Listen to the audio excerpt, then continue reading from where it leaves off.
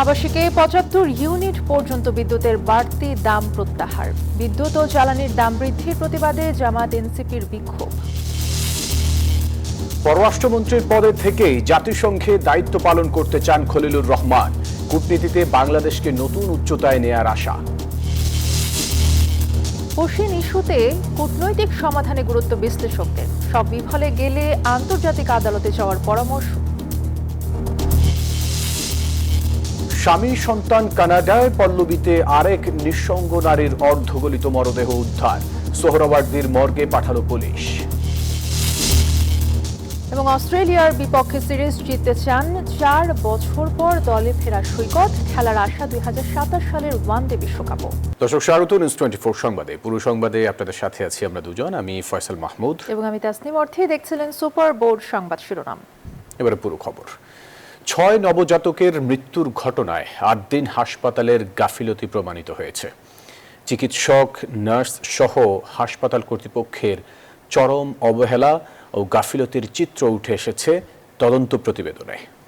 ছোট বদ্ধ কক্ষে দীর্ঘ সময় এসি বন্ধ থাকায় এমন মর্মান্তিক প্রাণহানি শিশুদের। বৃহস্পতিবার সচিবালয়ের সংবাদ সম্মেলনে এসব কথা জানান স্বাস্থ্যমন্ত্রী সরদার মোহাম্মদ সাখাওয়াত হোসেন। জানান, শাস্তিমূলক ব্যবস্থা নেওয়ার বিষয়ে সিদ্ধান্ত রবিবার। ঈদের আগের দিন রাজধানীর মগবাজারে বেসরকারি হাসপাতাল ৮ দিনে ৬ শিশুর মর্মান্তিক মৃত্যুর ঘটনা নাড়া দিয়েছে পুরো দেশকে। ঘটনার কারণ জানাতে পারেনি হাসপাতাল কর্তৃপক্ষ। স্বাস্থ্য মন্ত্রণালয় ও অধিদপ্তর আলাদা তদন্ত কমিটি গঠন করে। ৪ দিন পর এলো প্রতিবেদন। গত ২৭ তারিখ সচিবালয় ব্রিফিংয়ে স্বাস্থ্যমন্ত্রী জানান, ৬ নবজাতকের মৃত্যুর ঘটনায় উঠে এসেছে চরম গাফিলতির প্রমাণ। দায়িত্ব পালনে সম্পূর্ণ ব্যর্থ হয়েছে হাসপাতালটি। তদন্ত কমিটি এই সিদ্ধান্তে উপনীত হয়েছে যে মগবাজারস্থ ৮ দিন মেডিকেল কলেজ ও হাসপাতালে গত ২৭/৫/২০২৬ তারিখে ৬ জন নবজাতকের আকস্মিক মর্মান্তিক মৃত্যুর ঘটনায় উক্ত হাসপাতালে বর্ণিত সময় দায়িত্বরত চিকিৎসক না থাকা ও নার্স স্টাফ এবং সর্বোপরি হাসপাতাল কর্তৃপক্ষের দায়িত্বের অবহেলাজনিত বিষয়টি স্পষ্টভাবে প্রমাণিত হয়েছে। কক্ষটি প্রায় ৯০০ বর্গফুট, যেখানে ১১ জন রোগী, নবজাতক এবং রোগীর লোকসহ প্রায় ৫০ জনের উপস্থিতি ছিল, যা ধারণ ক্ষমতার চেয়ে অনেক অনেক বেশি। তদন্ত কমিটির সুপারিশের আলোকে রোববার এ বিষয়ে শাস্তিমূলক ব্যবস্থার সিদ্ধান্ত নেওয়া হবে। আমরা কর্তৃপক্ষ এই প্রতিবেদন নিয়ে বসে বিদ্যমান আইনে যেই শাস্তি দেওয়া যায় আমরা সেটাই করবো ইনশাআল্লাহ। আগামী 2 দিন বন্ধ, রবিবারের ভিতরে আমরা সিদ্ধান্তে বলবো ইনশাআল্লাহ। আপনারা সন্ধ্যার মধ্যে জানাবেন। স্বাস্থ্যমন্ত্রী ব্রিফিংয়ে স্পষ্ট হুঁশিয়ারি দিয়ে বলেন, এই ঘটনায় এমন দৃষ্টান্তমূলক শাস্তি হবে যাতে দেশের সব হাসপাতাল সতর্ক হয়। আমরা যে কার্যক্রম গ্রহণ করতে যাচ্ছি, যেভাবে প্রত্যেকটা হাসপাতাল পরিদর্শনের জন্য আমরা চিন্তা ভাবনা করে স্থির করেছি, আর যে আইনানুগ ব্যবস্থা গ্রহণ করতে যাচ্ছি, আমার দৃঢ় বিশ্বাস এই ধরনের সাহস আর কেউ পাবে না। এরকম বদ্ধ করে শিশু বা মানুষ রাখার সাহস আর কেউ পাবে বলে আমি বিশ্বাস করি না। তদন্ত রিপোর্টের ভিত্তিতে ৮ দিন হাসপাতালকে কারণ দর্শানোর নোটিশ দিয়েছে স্বাস্থ্য মন্ত্রণালয়, যার জবাব দিতে হবে ৭২ ঘন্টা অর্থাৎ রবিবার বিকেল ৫টার মধ্যে। শানাজি ইয়াসমিন, নিউজ 24, ঢাকা। মাত্র ৫ কার্যদিবসে রায় ঘোষণার মতো বিরল দৃষ্টান্ত স্থাপন হতে যাচ্ছে দেশে। আলোচিত শিশু রামিসা ধর্ষণ ও হত্যা মামলার এই রায় দেয়া হবে রবিবার। বৃহস্পতিবার এই দিন ঠিক করেছেন ঢাকা মহানগর শিশু সহিংসতা দমন ট্রাইব্যুনাল। ঘাতক সোহেল ও তার স্ত্রী স্বপ্নার সর্বোচ্চ সাজা হবে, এমনটি আশা রাষ্ট্রপক্ষের। শিশু রামিসা হত্যা মামলার বিচার কার্যক্রমের চতুর্থ দিনও আদালতে তোলা হয় অভিযুক্ত 2 আসামি সোহেল ও তার স্ত্রী স্বপ্নাকে। এদিন যুক্তিতর্কের শুনানির শুরুতেই ধর্ষণ ও হত্যার মতো গুরুতর অপরাধের সাক্ষ্য ও প্রমাণাদি উপস্থাপন করেন রাষ্ট্রপক্ষের কৌশলীরা। আসামি সোহেল রানার দেয়া স্বীকারোক্তিমূলক জবানবন্দি ও সাক্ষীদের জবানবন্দিতে অভিযোগ প্রমাণিত হওয়ায় 2 আসামির মৃত্যুদণ্ডের দাবি জানায় রাষ্ট্রপক্ষ। তারা যেহেতু হেইনাস অফেন্স করেছে এবং এটা নিরঙ্কুশভাবে প্রমাণিত হয়েছে, ইতোমধ্যে রেকর্ডকৃত সাক্ষ্য ম্যাটেরিয়ালসের মাধ্যমে আমরা এর সিভিয়ার পানিশমেন্ট চাই। সিভিয়ার পানিশমেন্ট হলো মৃত্যুদণ্ড চাই। এদিকে আদালতে যুক্তিতর্কে ন্যায় বিচারের আবেদন জানান আসামি পক্ষ। যেহেতু আসামি দোষ স্বীকার করছে এবং গতকালকে বিজ্ঞ আদালতে সে বলেছে সে দোষী, সে মাপ চায়, তার মানে সে অপরাধী তা আমি বলেছি তাকে যাবজ্জীবন কারাদণ্ড দেওয়া হোক এবং তার যে স্ত্রী স্বপ্না আক্তার সে যেহেতু লাশ গুমের বিষয়ে সহায়তা প্রদান করেছে, আমি বলেছি তাকে সংশ্লিষ্ট আইনে যে সর্বোচ্চ সাজা আছে 7 বছর, সেই বিধান অনুযায়ী তাকে 7 বছর কারাদণ্ড দেওয়া হোক। আলোচিত এই মামলার রাষ্ট্র ও আসামি পক্ষের যুক্তিতর্ক শুনানি শেষে রবিবার রায়ের দিন ধার্য করেন আদালত। আমাদের উপস্থাপিত সকল সাক্ষীর সাক্ষ্যের নিরিখে তার স্বীয় বিবেচনায় যথোপযুক্ত বা শাস্তি প্রদান করে ন্যায় বিচারের স্বার্থে দৃষ্টান্তমূলক রায় প্রদান করবেন এবং আমরা এও জানাচ্ছি মাননীয় ট্রাইব্যুনাল আগামী রবিবার এই মামলার রায় ঘোষণার তারিখ নির্ধারণ করেছেন ট্রাইব্যুনালের স্বীয় বিবেচনায়। মাত্র 5 কর্মদিবসেই শেষ হতে যাচ্ছে চাঞ্চল্যকর রামিসা হত্যা মামলার বিচার, যার মধ্য দিয়ে দেশে বিরল এক দৃষ্টান্ত তৈরি হতে যাচ্ছে বলে জানান সংশ্লিষ্টরা। নাইম আলজিকো, নিউজ 24, ঢাকা। বিদ্যুৎ বিভাগের অনুরোধে আবাসিকে 75 ইউনিট পর্যন্ত বিদ্যুতের বাড়তি দাম প্রত্যাহার করেছে বাংলাদেশ এনার্জি রেগুলেটরি কমিশন। এর মধ্যে রয়েছেন লাইফলাইনের 0 থেকে 50 ও আবাসিক প্রথম ধাপের 0 থেকে 75 ইউনিট পর্যন্ত ব্যবহারকারী। বৃহস্পতিবার এক বিজ্ঞপ্তিতে বিষয়টি জানিয়েছে বিইআরসি। প্রান্তিক গ্রাহকদের ভোগান্তির কথা বিবেচনা করে বিদ্যুতের নতুন দাম পুনর্বিবেচনার অনুরোধ জানিয়েছিল বাংলাদেশ বিদ্যুৎ উন্নয়ন বোর্ড। বিদ্যুৎ ও জ্বালানি খাতে দুর্নীতি বন্ধ না করে আইএমএফ ও বিশ্বব্যাংকের শর্ত পূরণে দাম বাড়ানো হয়েছে বলে অভিযোগ করেছে বাংলাদেশ জামায়াত ইসলামী। রাজধানীতে বিক্ষোভ সমাবেশে দলটির সেক্রেটারি জেনারেল মিয়া গোলাম পরোয়ার বলেন, 2 বছর দাম না বাড়ানোর আশ্বাস দিলেও মাত্র 3 মাসের মাথায় মূল্য বৃদ্ধি করে সরকার জনগণের সঙ্গে প্রতিশ্রুতি ভঙ্গ করেছে। এদিকে বৃহস্পতিবার সন্ধ্যায় জ্বালানির মূল্য বৃদ্ধির প্রতিবাদে মশাল মিছিল এবং সমাবেশ করেছে জাতীয় নাগরিক পার্টি এনসিপি।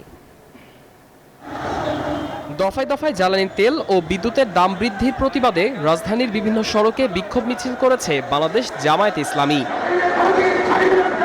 মিছিলের আগে বায়তুল মোকাররমের উত্তর গেটে সমাবেশে নেতারা অভিযোগ করেন, নির্বাচনের মাত্র 3 মাসের মাথায় 2 দফায় বিদ্যুৎ ও জ্বালানি তেলের দাম বাড়িয়ে জনগণের ওপর বাড়তি চাপ সৃষ্টি করা হয়েছে। সরকারের এই সিদ্ধান্তকে গণবিরোধী আখ্যা দিয়ে দ্রুত প্রত্যাহারের দাবি জানান তারা। মানুষের কোনো সমস্যার সমাধান করার জন্য সরকারের কোনো পদক্ষেপ আছে বলে আমরা মনে করি না। এই অন্যায্য মূল্য বৃদ্ধি অবিলম্বে প্রত্যাহার করতে হবে।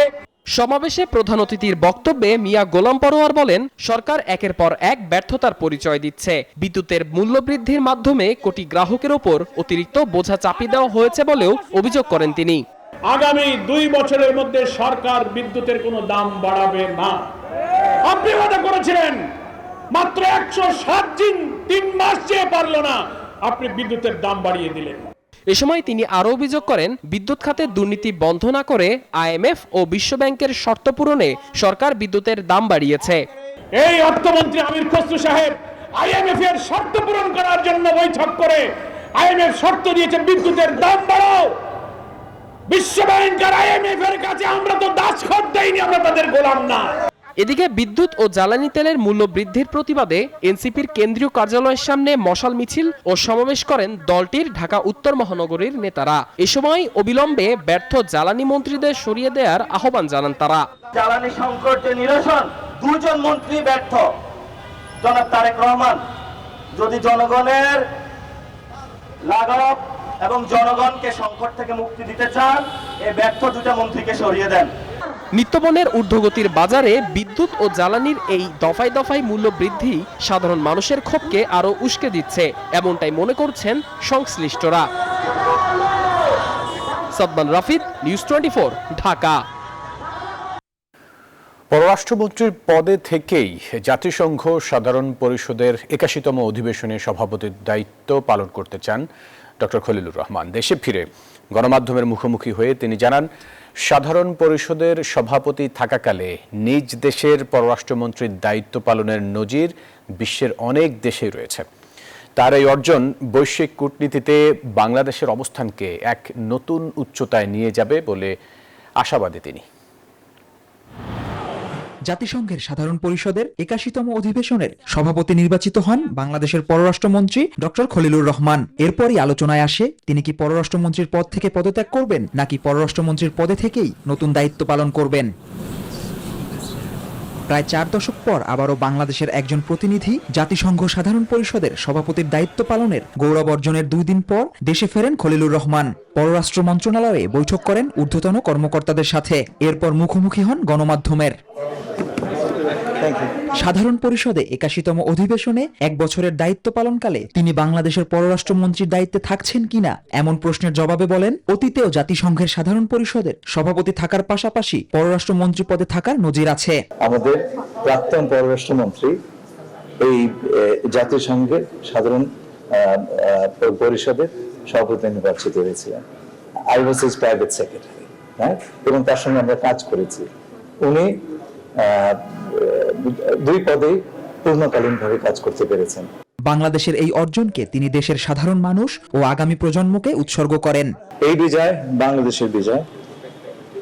এই বিজয় আমাদের যে অভূতপূর্ব গণতান্ত্রিক উত্তরণ হয়েছে তার বিজয়।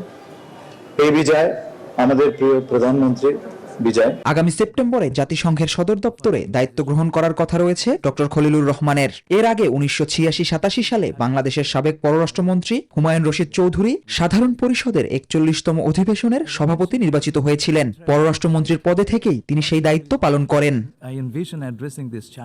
জুবায়ের রাজিন, নিউজ 24, ঢাকা।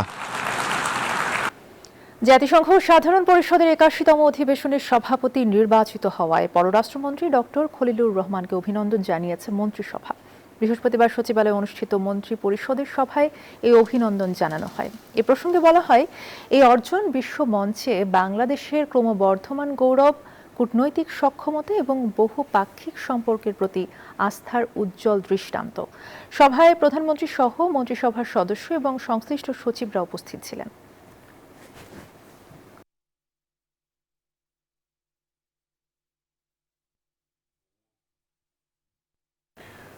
ভারতের পৌশিন ইস্যুতে কূটনৈতিক সমাধানের পথে হাঁটার পরামর্শ দিচ্ছেন নিরাপত্তা বিশ্লেষকরা। 2 দেশের রাজনৈতিক সদিচ্ছাতেই সমাধানের পথ খুঁজছেন তারা। সব চেষ্টা বিফলে গেলে আন্তর্জাতিক আদালতের দ্বারস্থ হওয়ার কথাও বলছেন কেউ কেউ। গত মঙ্গলবার থেকে 24 ঘন্টায় শতাধিক মানুষকে বাংলাদেশে ঠেলে পাঠানোর চেষ্টা চালায় বিএসএফ। তবে সবগুলোই ঠেকিয়ে দিয়েছে বিজিবি। বিস্তারিত মাসুদা লাবণীর রিপোর্টে।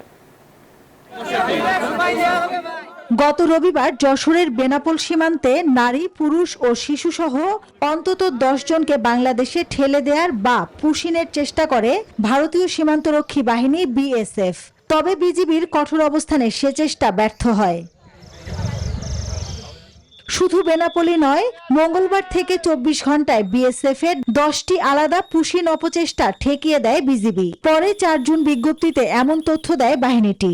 বিজিবি এবং এলাকার জনগণ সংঘবদ্ধভাবে একযোগে কাজ করে বিজিবি সার্বক্ষণিক টহল প্রহরা দিয়ে তাদেরকে আমরা সম্পূর্ণভাবে প্রতিহত করার চেষ্টা করি। ঝিনাইদহের যাদবপুর, খুলনার গোগা ও রুদ্রপুর, জয়পুরহাটের কয়া ও বাসুদেবপুর, চাঁপাইনবাবগঞ্জের সোনা মসজিদ, নেত্রকোনার কচুগড়া এলাকায় পুশিনের চেষ্টা করে বিএসএফ। শুধু তাই নয়, মহেশপুর সীমান্তে প্রিজন ভ্যানে করে অন্তত 35 জনকে পুশিনের চেষ্টাও চালানো হয়। বিজিবির তথ্য বলছে, গত বছর 7 মে থেকে ডিসেম্বর পর্যন্ত 2344 জনকে পুশিন করেছে ভারত।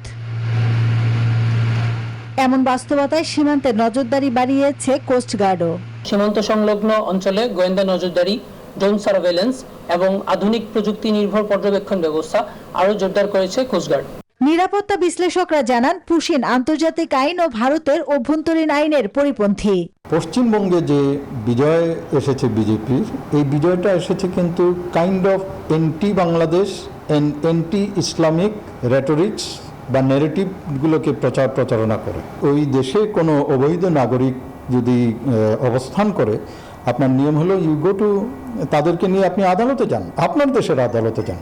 এই নিরাপত্তা বিশ্লেষক বলেন, রোহিঙ্গাদেরও পুশিন করা হচ্ছে, তাদের সাথে সন্ত্রাসীরাও থাকতে পারে বলেও শঙ্কা তার। বাংলাদেশের মধ্যে একটা রিলিজিয়াস এক ধরনের সেন্টিমেন্ট আপনি তৈরি করবেন। Number 1, seal the border. জনগণকে সম্পৃক্ত করতে হবে।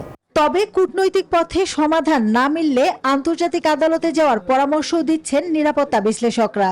কাজ না হয় তাহলে আপনি আন্তর্জাতিক পর্যায়ে এটাকে উপস্থাপন করতে হবে। দুদেশের সম্পর্ক আরো খারাপ হওয়ার আগে বাংলাদেশ সরকারকে কূটনৈতিক সমাধানের পথে হাঁটার পরামর্শ নিরাপত্তা বিশ্লেষকদের। পলিটিক্যাল একটা উইল দরকার দুই দেশের। মাসুদা লাবনী, নিউজ 24, ঢাকা। বৃষ্টিতে সাময়িক স্বস্তি মেলার সম্ভাবনা থাকলেও এবারে তাপপ্রবাহ চলবে দীর্ঘ সময় ধরে। আবহাওয়া অফিস বলছে পুরো জুন মাস জুড়ে হালকা থেকে মাঝারি তাপপ্রবাহ থাকবে দেশের বিভিন্ন অঞ্চলে। তীব্র গরম দীর্ঘস্থায়ী হবে সেপ্টেম্বর পর্যন্ত। সাধারণত মে মাসের শেষে দেশে মৌসুমী বায়ু প্রবাহ শুরু হয়, কিন্তু এবার এখনো তার দেখা নেই। এ কারণেই গরম বাড়ছে।